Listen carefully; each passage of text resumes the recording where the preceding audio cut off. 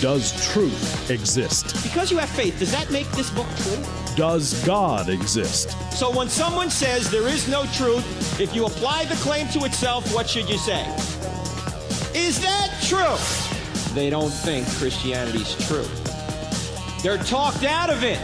You know why they're talked out of it? Because they've never been talked into it. Cross-examining skeptical and atheistic views. Welcome to Cross-Examine with Dr. Frank Turek. Do extraordinary claims require extraordinary evidence? You hear that claim a lot, especially when it comes to something like the resurrection. If you're going to believe in the resurrection, you need extraordinary evidence to believe that extraordinary claim. Is that really true? That's what we're going to tackle here today on I Don't Have Enough Faith to Be an Atheist. My name is Frank Turek. Let's deal with the slogan. It is a slogan. Extraordinary claims require extraordinary evidence. The question is it true? Well, what does extraordinary mean? Well, the dictionary definition means beyond what is usual, ordinary, regular, or established. Beyond what is usual, ordinary, regular, or established. That's what people typically say. Well, let's look at it analytically. Do extraordinary claims require extraordinary evidence? Or the claim, extraordinary claims require extraordinary evidence. Seems to me that the claim could be self-defeating. Why? Because it's an extraordinary claim itself, right? To say that extraordinary claims require extraordinary evidence. Okay, what kind of evidence do you have for that claim? What kind of extraordinary evidence do you have for that claim? That extraordinary evidence or extraordinary claims require extraordinary evidence. And notice it's not a scientific claim, it's a philosophical claim. You can't prove that in the laboratory, that extraordinary claims require extraordinary evidence. You would have to say that that's a philosophical claim, and whether it's true or not depends on how you define the words. Extraordinary. What is an extraordinary claim? What is extraordinary evidence? How do you determine, or how do you define the word extraordinary? Here's what we did back in 2004 when Dr. Geisler and I wrote the book, I Don't Have Enough Faith to Be an Atheist. We have a little section on this. I'll read a short portion of that on extraordinary evidence. It goes like this. Some skeptics might admit that the resurrection is possible, but they say it would require extraordinary evidence to believe it. That is, since the New Testament makes extraordinary claims, such as miracles, we must have extraordinary evidence in order to believe those claims. And this objection seems reasonable until you ask, what does extraordinary mean? If it means beyond the natural, then the skeptic is asking the resurrection to be confirmed by another miracle. How could that work? In order to believe in the first miracle, the resurrection, the skeptic would need a second miracle to support it. He would then demand a third miracle to support the second, and this could go on ad infinitum. So by this criteria, the skeptic would never believe in the resurrection, even if it really happened. And friends, there's something wrong with a philosophy that tells you, or a slogan that tells you to don't believe something, even if it really happened. If extraordinary means repeatable, as in a laboratory, then no event from history can be believed because historical events cannot be repeated. The believability of historical events can only be confirmed by looking at the quality of the eyewitness evidence and the nature of the forensic evidence in light of the principles of causality and uniformity. These are principles that we define in the book, I Don't Have Enough Faith to Be an Atheist. Besides, atheists who demand repeatability for biblical miracles are inconsistent because they do not demand repeatability of historical miracles in which they believe, like the Big Bang, or spontaneous generation of the first life, or macroevolution of subsequent life forms. And this is what I'm going to talk about more today on this program, that the claim, extraordinary claims require extraordinary evidence. Atheists do not apply that to their own beliefs, their own extraordinary claims. They do not demand extraordinary evidence for. And we'll get into it as the program unfolds. Okay, so you can't repeat historical events. And if you're going to claim that any event from the historical or from history, from the world needs to be repeatable, and that's extraordinary evidence, then you can't believe anything from history. In fact, you shouldn't even believe in your own birth. Why? Because you can't repeat your own birth. It happened once. You can't repeat anything from history. It happened only once, yet we believe many things from history because we have good evidence for those claims. Some of the evidence we know ourselves. We were eyewitnesses to it. Now, if extraordinary means more than usual, then that's exactly what we have to support the resurrection. We have more eyewitness documents and earlier documents for the resurrection than anything else from the ancient world. Moreover, these documents include more historical details and figures that have been corroborated by more independent and external sources than anything else from the ancient world. We also have more than usual circumstantial evidence supporting the resurrection. And then Dr. Geisler and I say this. Finally, the skeptic's presupposition can be challenged. We don't need extraordinary evidence to believe something. Atheists affirm that their own worldview, or atheists affirm that from their own worldview. They believe in the Big Bang, not because they have extraordinary evidence for it, but because there is good evidence that the universe exploded into being out of nothing. And good evidence is all you need to believe something. However, atheists don't have even good evidence for some of their own precious beliefs, and that's what we're going to unpack here today. Now, let me say about this, that this slogan, that extraordinary claims require extraordinary evidence, is a slogan about whether or not you should believe a claim. It's not a slogan about whether or not the claim is true. Something can be true if you have no evidence for it, right? Of course. There are many things that we have no evidence for that might be true, okay? And there is a difference, by the way, between proof and persuasion. You can prove something to someone, but they may not be persuaded by it. Persuasion might require being open to the claim to begin with, or it may have something to do with a person's psychology or a person's current worldview or a person's prior experience. You can prove something and they may not be persuaded by it. I can prove to you that there are two genders. That there's a male and a female gender. And yet many people today are not persuaded by that. I can prove to you that an unborn child is a human being. I can prove it genetically. I can show you pictures in the womb. I can show you body parts that are pulled out of a uterus. An aborted baby has body parts. I can prove all that to you, but you might not be persuaded by it because you may not want to be persuaded by it. Because sometimes, in fact, this is true for all of us, sometimes we don't want to be confused by the facts. Sometimes we'd rather believe what we want to believe rather than what is really true. I'm reminded of what Pascal said. He said, people almost invariably base their beliefs not on the basis of proof, but on the basis of what they find attractive. They may want Jesus to stay in the tomb because if Jesus comes out of the tomb to prove he's God, then, I have to follow Jesus. I don't want to follow Jesus. I want to do my own thing. I don't want there to be an authority figure outside of my own desires or outside of me. I want my own will to be done. I don't want God's will to be done. I want to do my own thing. You see, many people are not on a truth quest or on a happiness quest, and they're just going to believe whatever they think is going to make them happy.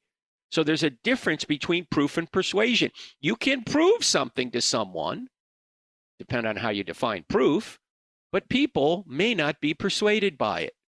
And there's a difference between good evidence and compelling evidence. In fact, I would argue that there's no such thing as compelling evidence. You don't have to be compelled by anything if you don't want to. You don't. You have free will. You can suppress the truth, as Paul says in Romans chapter 1. You can grieve the Holy Spirit, as happened in the book of Acts. You can do your own thing. You don't have to be compelled by any evidence. This is why when people say, well, if Christianity is true, why aren't more people Christians? Because they don't want to be. They're not even looking at the evidence. And there's good evidence out there. They want to do their own thing. And maybe it's us. Maybe we want to. Maybe we're believing what we want to believe, not because there's evidence for it, because we want to believe it. We got to check that out, too. You see, the easiest person to fool can be yourself. You got to be aware of that as well. And by the way, why is there evidence at all? Let's dive into that right after the break. You're listening to I Don't Have Enough Faith to Be an Atheist with Frank Turek on the American Family Radio Network. We're back in 2 minutes. Friends, can you help me with something? Can you go up to iTunes or wherever you listen to this podcast and give us a 5-star review? Why? It will help more people see this podcast and therefore then hear it. So if you could help us out there, I'd greatly appreciate it. I know many people have heard about what has happened at Ravi Zacharias Ministries, International Ministries, particularly Ravi, and the terrible scandal, the terrible behavior he apparently engaged in that nobody knew about until pretty much after he died. I haven't read the report yet. I know many people are interested in what many of people who knew Ravi thought about this or think about this now.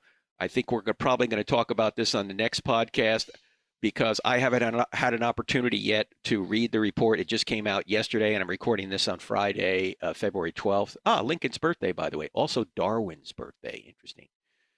Christopher Hitchens famously said, who was the greater emancipator? Was it Lincoln or Darwin? He thought it was Darwin because Darwin gave people the ability to, in his view, be an intellectually fulfilled atheist. That was actually Dawkins who said that, Richard Dawkins. But that's a whole nother subject. I will talk about the Ravi Zacharias situation on the next podcast or the podcast after I've had an opportunity to read the report. I do not feel compelled to have an opinion on something that I don't have the facts for. And so I haven't mentioned anything about it to this point. But we will after I have an opportunity to look at that report. I also want to talk to my friends who work at Ravi Zacharias International Ministries. I think that's only fair. I've spoken to one of them already before I have any public comments on it. So that's what I will do in the next podcast or two. So keep alert for that. Also want to mention that my friend Jay Warner Wallace this week is starting his Cold Case Christianity online course for the first time ever. At crossexamine.org, click on online courses. You'll see it there. If you want to be with Jim on Zoom live to ask him questions, then you got to sign up for the premium version of the course. And we limit the number of people in the premium version, so you'll have an opportunity to ask him a question directly via Zoom video. You need to sign up immediately. It starts this Monday, the 15th of February. Now, if you're listening to this a few days after that, you can still sign up for the course. On the premium version. You can always sign up for the self-paced course, but you don't get Jim live on the Zooms in the self-paced course. So check that out. Cold Case Christianity begins this Monday, February 15th. All right, let's go back to our topic. Extraordinary claims require extraordinary evidence. That is the claim that atheists make. And let me point this out, that when you are looking at a particular event or, an event from history, that's what we're looking at right now, or an event that, or current evidence, I should say, that God exists. You don't just have to look at the evidence for God, but you also have to examine the probability that we would have this evidence for God if God did not exist. In other words, look at it from the other angle. Would we have the cosmological argument, the teleological argument, the moral argument, the transcendental argument, if God did not exist? Would these arguments, would this evidence exist if there was no God? And what is the probability that we would have this evidence if Jesus did not rise from the dead? What evidence do we have that Jesus rose from the dead? I go through it quite frequently when we go to a college campus. We have early evidence. We alliterate it. We have early evidence. We have eyewitness evidence. We have embarrassing details that they never would have made up. We have excruciating evidence, that they went and died for it when they could have saved themselves by saying it never happened. We have embedded confirmation that deals with something called undesigned coincidences that don't appear to have been or could have been invented if the people that wrote down the New Testament documents were not independently witnessing the same events. There's no way to explain undesigned coincidences unless they were witnessing the same historical events. We have expected testimony that deals with Old Testament prophecy. We have extra biblical writers writing about Jesus. Well, why would they be writing about Jesus if something phenomenal didn't happen with Jesus? I mean, you probably never would have heard of Jesus if he hadn't resurrected from the dead. Also, the explosive growth of the church out of Jerusalem. How could this happen coming from a place where the empty tomb was known by the Jews and the Romans, who could have gone to that tomb if it wasn't empty, taken out the body and stopped Christianity right then and there? How could this have happened if Jesus hadn't risen from the dead? In other words, why would we have this evidence written by Jews in the first century who didn't believe that a man could be God, who didn't believe, they thought it was blasphemy, who didn't believe in a resurrection in the middle of time? They believed in a resurrection at the end of time, Daniel 12, but they didn't believe that a man would resurrect in the middle of time. And, until the end of time, they didn't think there would be a resurrection. And then, why would they write all this down? They're Jews. They're followers of Yahweh. Why would we have all this if Jesus did not rise from the dead? Seems to me it takes more faith to believe Jesus didn't rise from the dead than to believe he did. Seems to me it takes more faith to believe God does not exist, given all the evidence we have that it does. And I'm using faith there in the way that atheists often use it, not the biblical definition. Atheists often say faith is believing something for which you have no evidence. Well, I think it's the atheists that have to have more faith. That's why the name of the book is I Don't Have Enough Faith to Be an Atheist, using their definition. And by the way, when we use these words like probability, what is the probability we would have this evidence if God did not exist? That word probability itself implies mathematics. It implies order, which also then implies a mind. I've mentioned before that the only atheist I know of whom I've ever debated, and I've had about 10 debates, most of them you can see on our YouTube channel at crossexamined.org. 2 words actually in the YouTube channel, cross-examined. You can see all these debates. The only atheist that I know about who ever read anything I wrote before the debate was Jeffrey Lauder. Jeffrey, who started the Internet Infidels back in like 1995. He's the only one I know of that actually took the arguments seriously, read the arguments, and then tried to deal with them. Hitchens didn't do that. Shermer didn't do that. David Silverman didn't do that. Eddie Tabash didn't do that. None of the atheists that I've debated did that except Jeffrey Lauder, who, by the way, his full-time job is not to be an author or a professional atheist, so to speak, where he goes around and speaks about atheism. He's just He's a tech guy that works in the Seattle area. We keep in touch. Nice guy, Jeffrey. Anyway, in the debate that he and I had, which again you can see on YouTube, he kept talking about probability theory. Probability this, probability that. Well, probability itself and probability theory implies that the world is orderly and responds or can be described by mathematics and can be described by order. Well, what's the best explanation for that? It seems to be a mind. But here's the real problem I have with the claim, extraordinary claims require extraordinary evidence, particularly when it comes from atheists. My question to them is this: do you apply extraordinary claims require extraordinary evidence to your own extraordinary claims? Do you have, in other words, extraordinary evidence for your atheistic claims, which are extraordinary? What do I mean by that? And well, let's take the cosmological argument for God. We've talked about it many times on this program. And that is the fact that space, matter, and time had a beginning out of nothing. Even the atheists are admitting this. Stephen Hawking, probably the top atheist in the world until he died a few years ago, said almost everyone now believes that space, matter, and time had a beginning at the Big Bang. Almost everyone believes that. Even atheists believe it. Well, if space, matter, and time had a beginning at the Big Bang, seems to me that whatever created space, matter, and time can't be made of space, matter, and time. In other words, the cause must be spaceless, timeless, immaterial, powerful to create the universe out of nothing, personal in order to choose to create. Why do I say personal? Because to go from a state of nothingness to a state of a creation, someone had to make a choice. I mean, if there was nothing at one point, there would still be nothing today. Unless there's a mind that brought it into existence, a powerful mind that brought it into existence. And when we say nothing, what we mean is no thing, no space, no matter, no time. We're not saying that God didn't exist. We're saying that the space-time continuum didn't exist. And if the space-time continuum didn't exist, then whatever created the space-time and continuum can't be part of the space-time continuum. Must be something that transcends it. A spaceless, timeless, immaterial, powerful, personal, intelligent. You have to have a mind in order to make a choice, and to be personal in order to make a choice.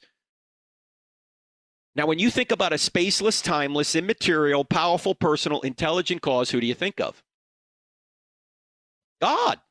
You say, well, Frank, how do you know it's the Christian God? We don't yet. We haven't done enough research yet. The cosmological argument does not get you all the way to Christianity. This could be the Christian God, but it could also be Allah or some other theistic God. We don't know yet. We have to look at the historical evidence for whether or not Jesus rose from the dead to discover whether or not the cause at the beginning of the universe is the Christian God. And after we do that, I think the evidence will show us, if we're open to it, that the same being that walked out of the tomb 1,988 years ago is the same being in whose divine nature created the universe out of nothing. Jesus is the creator. Now, what do atheists say about this? Well, if you're someone like Lawrence Krauss, who wrote the book A Universe from Nothing, he says that the universe came from nothing, but his nothing is not nothing. His nothing is a quantum vacuum. A quantum vacuum, my friends, is not nothing. It's something. What evidence does he have that the universe came from a quantum vacuum? And secondly, where did the quantum vacuum come from? And look, if you're going to say that the entire universe can come into existence without a cause, as some atheists will say, it came from nothing and by nothing without a cause, then my question is, why doesn't everything come into existence without a cause? Why don't Teslas come into existence without a cause? You wake up one morning, you look in your driveway, your Hyundai is a Tesla. You go, how do I charge this thing? No, I mean, why don't MacBook Pros come into existence out of nothing, by nothing, without a cause? Why don't podcasts come into existence out of nothing, by nothing, without a cause? Why doesn't everything come into existence without a cause? Well, I mean, if the whole universe can do so, why doesn't everything do so? And if everything could do that, or if anything could do that, you can't do science anymore, because science is a search for causes. That's what you're doing when you're doing science. You've got an effect, you're trying to figure out what caused it. If an atheist is going to come along and say, well, I've got an effect that doesn't need a cause, then how can you do science? You've made it impossible by assuming that effects can come into existence without a cause. What you're doing when you're doing science is you're looking at effects and you're reasoning back to a cause. If you're going to say there's no cause for the effect, you can't do science. More on this right after the break. You're listening to I Don't Have Enough Faith to Be an Atheist with Frank Turek on the American Family Radio Network, back in 2. If you find value in the content of this podcast, don't forget to follow us on Instagram, Facebook, and Twitter. Join our online community to have great conversations, grow in your knowledge of God, and become a better defender of the Christian faith. Also, don't forget to subscribe to our YouTube channel, where we have hundreds of videos and over 100,000 subscribers that are part of our online family. Find us by searching for Frank Turek or Cross-Examine in the search bar. You can find many more resources like articles, online courses, free downloadable materials, event calendars, and more at crossexamined.org. Do extraordinary claims require extraordinary evidence? First, we got to define what we mean by extraordinary. But secondly, if no matter how you define the term extraordinary, if you're an atheist, it seems to me that although you'll try and apply this claim, the philosophical claim that extraordinary claims require extraordinary evidence, you will apply it to Christians, but you won't apply it to your own extraordinary claims. This is called special pleading. It says, heads I win, tails you lose. This doesn't apply to me, but it applies to you. I've noticed that atheists often exempt themselves from their own theories. In fact, while we're talking about extraordinary claims, one atheist, Daniel Dennett, says that consciousness is an illusion because he can't explain consciousness naturally. and it obviously has some sort of supernatural aspect to it. Why?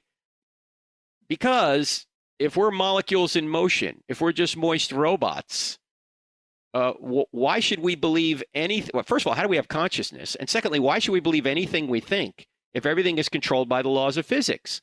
Our consciousness can't be completely controlled by the laws of physics. If that were the case, we shouldn't believe anything we think, because we're not reasoning, we're just reacting. Anyway, Dennett says consciousness is an illusion. Well, one wonders if he was conscious when he wrote that. Notice that he doesn't think his consciousness is an illusion. He needs his consciousness to write books that claim that everyone else's consciousness is an illusion. In other words, he's exempting himself from his own theory. He's saying his consciousness is not an illusion, just yours is. And if he thinks his own consciousness is an illusion, then why should he believe anything he thinks, including all his theories about atheism, including all his theories about consciousness? It's a self-defeating claim. And by the way, in order to know that your consciousness is an illusion, you'd have to get outside your consciousness. Just like in order to know you're just having a dream, what do you have to do? You have to wake up, okay? You have to get outside the dream to say, whew, that was just a dream. You ever have a nightmare and you're relieved when you wake up? You go, wow, I'm glad that didn't happen.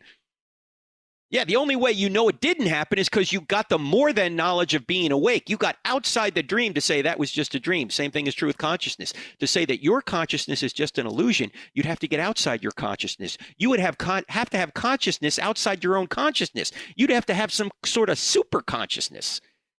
You'd have to sort of be God to say that my consciousness is just an illusion.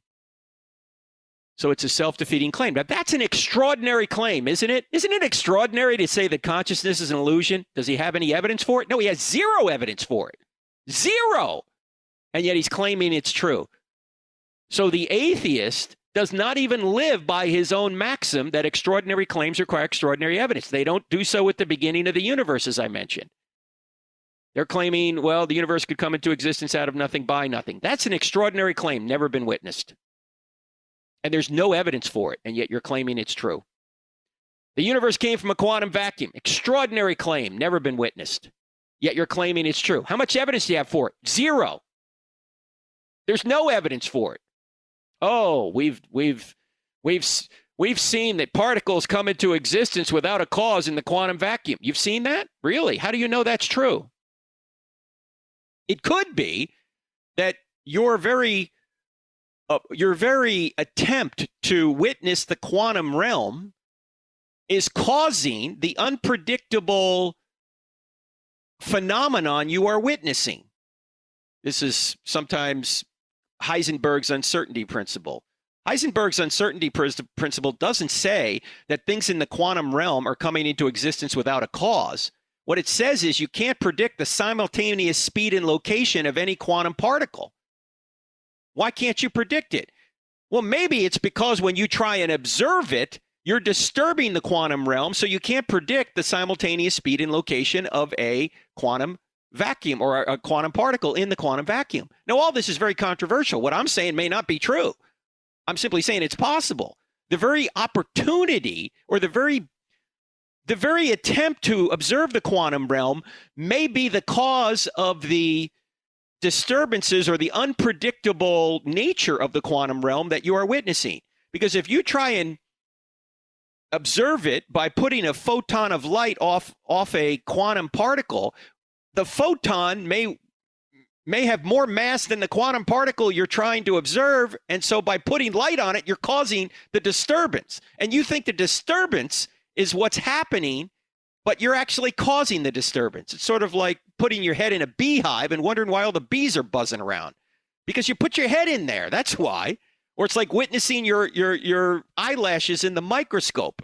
The phenomenon you're observing, you're causing.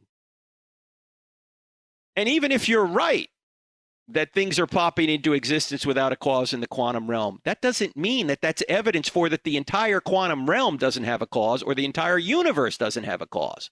So you're making an extraordinary claim, and yet you have no evidence for it. Now, also, people don't believe in miracles because, well, they've never seen one.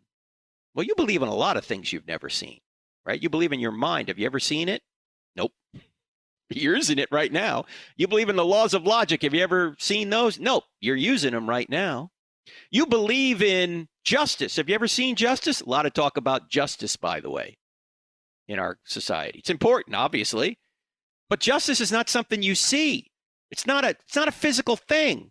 It's an immaterial virtue grounded in the nature of God. You've never seen love. What? I've never seen it? Nope. Not something you see. It's an immaterial thing. Immaterial virtue grounded in the nature of God that you've never seen. Oh, you may have loved somebody. You may have been loved, but you've never seen love because it's not something you see. It's not a physical thing. So there's a lot of things you believe that you've never seen. You've never seen George Washington. How do you know it's true then? How do you know he existed? Well, because there's evidence that George Washington existed. In fact, there are effects left behind by a man named George Washington that are best explained by a man named George Washington. In other words, we don't see George Washington directly now, but we see his effects. And that's what scientists do. They are witnessing an effect, and they're trying to discover what the cause of the effect was. And the same thing is true with God.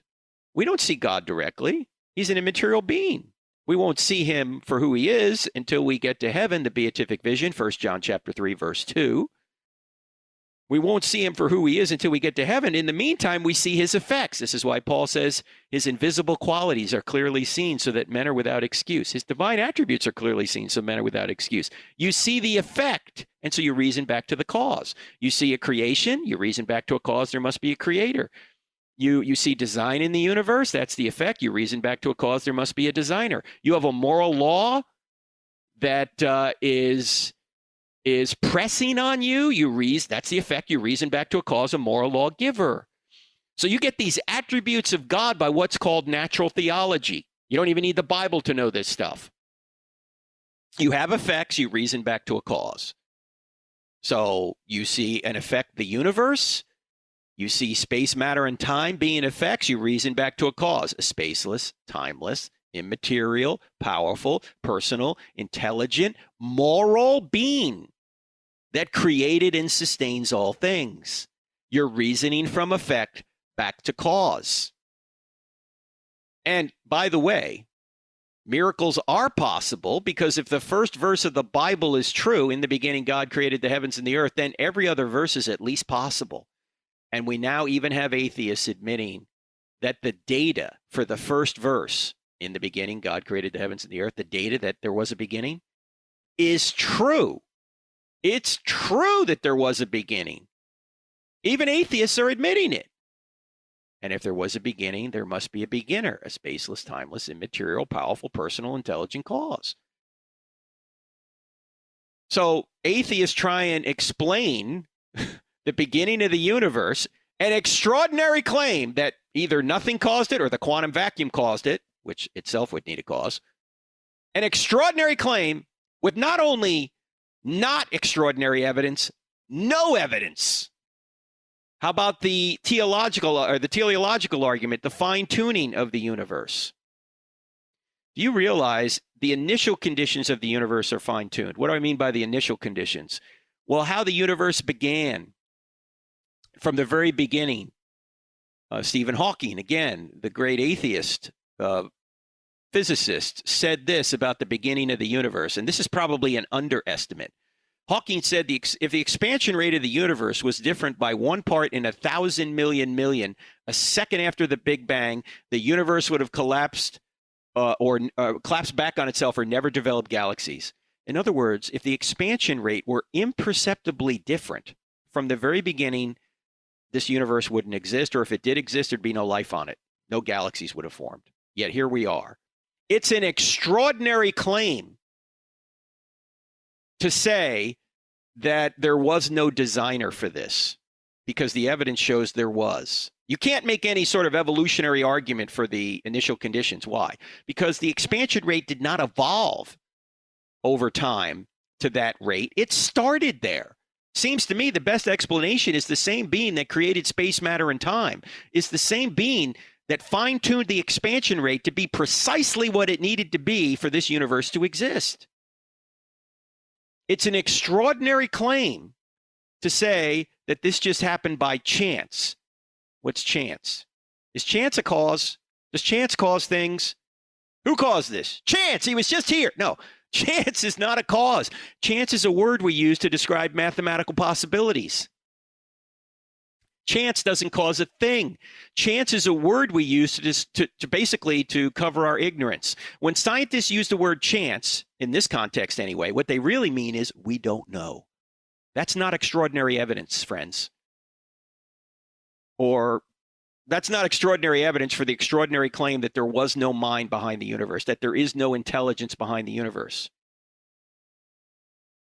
And yet, atheists make the claim all the time. Or they'll come up with a multiverse to explain this. That's an extraordinary claim, that there are other universes out there, and ours just happens to be fine-tuned by chance, because if you have enough universes, one of them is going to turn out this way, according to them. That's an extraordinary claim with absolutely zero evidence.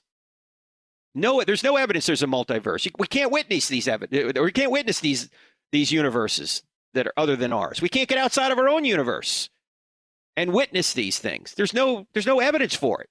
And yet, they're claiming that this is true. This is why even agnostic astronomer Paul Davies says the multiverse is a dodge. Why? Because they're trying to dodge the obvious implication that there's a mind behind this universe that fine-tuned the initial conditions and also fine-tuned the current conditions, which we'll get to right after the break. So don't go anywhere. I'm Frank Turek. Our website's crossexamine.org. It's crossexamine with a D on the end of it, .org. And we're back in just 2 minutes. Don't go anywhere. Friends, Frank Turek here. I Don't Have Enough Faith to Be an Atheist is a listener-supported radio program and podcast. So if you like what you hear here, would you consider donating to crossexamined.org? 100% of your donations go to ministry, 0% to buildings. We're completely virtual. So if you can help us out, we greatly appreciate it. Thank you so much.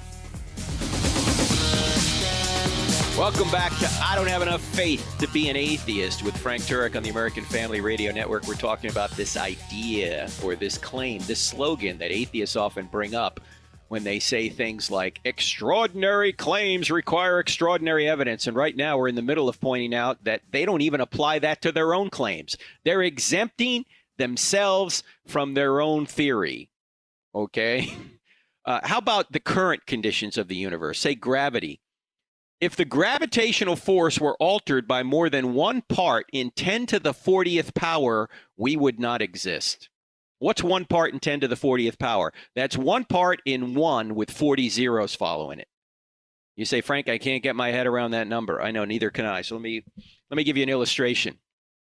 Take a tape measure and stretch it across the entire known universe. That's a long way. You can't get that tape measure at Lowe's, by the way. Set the gravitational force at a particular inch mark on that tape measure. I realize gravity's not measured in inches. This is just to give you a scale idea in your mind. If the strength of gravity were different by 1 inch in either direction, across a scale as wide as the entire known universe, we wouldn't be here. That's 1 in 10 to the 40th precision. I don't have enough faith to believe that that value just landed there by chance. And as I mentioned before the break, chance is not a cause, okay? Look, there's only 2 possible explanations for why that particular value is where it is, the gravitational force. Either it was designed or it wasn't designed to be there. Either somebody put it there or they didn't put it there. Now, question, which view is more reasonable? Obviously that it was designed. It's an extraordinary claim to say it wasn't designed. And what evidence do you have for it? 0 that it wasn't designed. So, it seems to me that atheists are exempting themselves from their own slogan when they say you need extraordinary evidence for an extraordinary claim.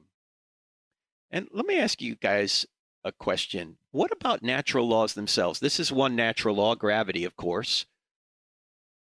Why are the natural laws so fine-tuned? Why are they so precise? Why are they so consistent? Why doesn't the ordinary state of affairs, our precise and orderly cause and effect in the natural world that we witness? We witness the same thing happening over and over again. You know, you take 2 parts hydrogen and 1 part oxygen, you put them together, you always get water, right? We witness that over and over again. Why doesn't that change? Physical things change, but the laws of nature don't change. Why isn't the natural order a chaotic mess? Why is it so orderly and precise and fine-tuned? Seems to me because this is the product of one mind, not many minds. This universe wasn't put together, nor was this universe, nor is this universe run by committee. This universe is run by one mind that created and sustains these natural laws. The natural laws themselves need a creator and a sustainer. They're orderly. They're going in a direction. In other words, the ordinary must be explained, not just the extraordinary, the ordinary. Why do natural laws do what they do? Because there's a mind behind them. Why does an acorn, if it's properly nourished, always become an oak tree? Why doesn't it become an elm tree or a birch tree or a seahorse? You say, well, Frank, it's programmed to become an oak tree. Yeah, well, who programmed it? And does an acorn have a mind? Is an acorn sitting in the ground going, all right, how do I become an oak tree? No. But it yet reliably becomes an oak tree if it's properly nourished. In other words, it goes in the direction of becoming an oak tree. Well, if it doesn't have a mind of its own, and it doesn't, then there must be an external mind directing it toward an end, and the natural laws that direct it toward an end. That is what Aristotle called the unmoved mover. Thomas Aquinas came along in the 1200s and said, this is going to be my 5th way to argue for God. That there has to be a sustaining cause for these natural laws. If there's a direction to the universe, if there's a direction to things in the universe, then there must be a director. There has to be a mind that sustains all things. Now notice, this is not an historical cause that Aquinas and Aristotle are talking about. They're not talking about, say, a Big Bang cause. In fact, both of them thought the universe, well, Aquinas thought the universe had a beginning because of the Bible, but he didn't know if you could prove that philosophically. Aristotle thought the universe was eternal. He was mistaken about that. So he was not talking about an historical cause that started the universe. He's talking about a mind that keeps the universe going, including all the natural laws that are precise and orderly and do the same thing over and over again. In fact, God is to the universe what a band is to music. What do I mean by that? If a band is playing music, the band is creating and sustaining the music at the same time. What happens to the music the second the band stops playing? Music is over. Same thing is true with God. God creates the universe and the natural laws that govern it, and he creates you, and then he sustains the universe and the natural laws that govern it, and he sustains you at the same time. In other words, he's just not a cause that created the universe. He's a cause that keeps the universe running every single second. This is the 5th way that Aquinas had to argue for God. I think it's a very persuasive way if you understand it, that everything's orderly, going in a direction. This is why when atheists ask for evidence, what are they presupposing? I mean, I'm glad they're asking for evidence. What are they presupposing? They're presupposing that this is an orderly world, that things go in a direction consistently, and that they're also presupposing that their minds can understand this orderly world. And they can ascertain truths about this orderly world. Well, what best explains that? What best explains our ability even to reason? How can we get outside of our own skulls and look out at the world through our senses and draw conclusions that are true about it? Seems to me, the best explanation for why there's a world at all and why it's orderly and why our minds can ascertain truths about this real world and why consistent cause and effect occurs in the real world, and why there's probability and why there's evidence is because this whole thing has been set up and sustained, currently sustained by a mind. If you're going to say otherwise, it seems to me you're stealing from God to argue against him. When you say I have evidence that God doesn't exist, or I have evidence that things happen contrary to the way the Bible says, then you're presupposing that evidence exists, you're presupposing order exists, you're presupposing your mind can ascertain these truths and draw valid, true conclusions about the universe. That variability, it seems to me, is better explained by a mind than no mind. So, I can ask this question. What is the probability we would have evidence for anything if this universe was not the product of a mind? Seems to me very low. Seems to me probability wouldn't exist if there's no order, if natural laws didn't exist. And our minds shouldn't be able to ascertain. First of all, it seems to me we wouldn't exist. But if we did, we wouldn't exist in a way that could ascertain truths about the real world. And that's a whole nother argument, that truth must be ultimately grounded in a mind that is eternal. Because before there were any human minds on the earth, things were still true, right? In fact, the claim there are no human minds on the earth was true when there were no human minds on the earth, but there were no human minds in order to ground that truth. This is Augustine's argument from truth. This is why Jesus said, I am the truth. He grounds all truth. He is the ground of everything that exists. The foundation of everything that exists is God, and Jesus claimed to be God. So, what is the probability we would have evidence if we'd have evidence for anything? Not just Christianity, but evidence for anything. Evidence that water exists. Evidence that trees exist. Evidence that the universe exists. If it was not the product of a mind, if this universe, this reality was not the product of a mind, I think very low. I think it's an extraordinary claim to say that God doesn't exist. It's not an extraordinary claim to say he does, because so many things are explained by a mind, including the very question of why does anything exist? Or why is there evidence for anything? Or what is the probability that God exists or doesn't exist? All those claims imply a mind. They imply order. Man, I'm not even getting to half of what I want to say on this program. We're running out of time here. There's so much evidence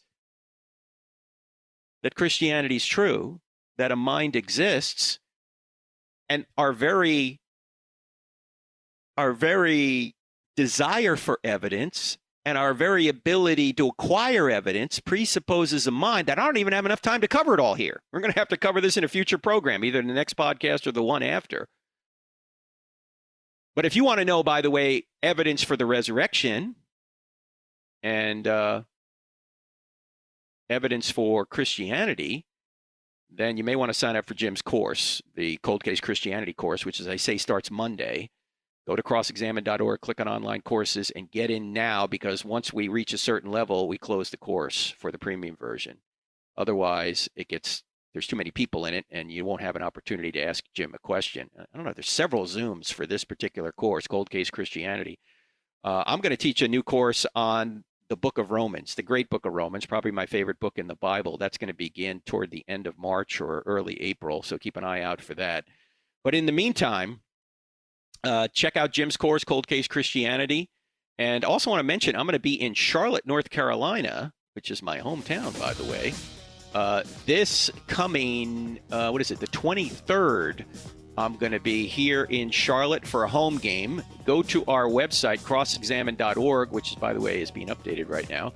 Click on events, click on Frank Turek calendar, and you'll see it there. It's a Tuesday night, I believe, the 23rd, right here in Charlotte, North Carolina. All the details are on our website. So I'll see you there, and I'll see you here next week, Lord willing. God bless. See you next time. If you benefit from this podcast, help others find it. Just go to iTunes or any other podcast service you might be using to listen and leave us a 5-star rating on the I Don't Have Enough Faith to Be an Atheist podcast with Dr. Frank Turek. It will take you less than 5 seconds. You can also help a lot by leaving us a positive review for others to see. This podcast is available on iTunes, Spotify, Google Play, Stitcher, TuneIn, and many other audio content delivery apps. Thank you and God bless.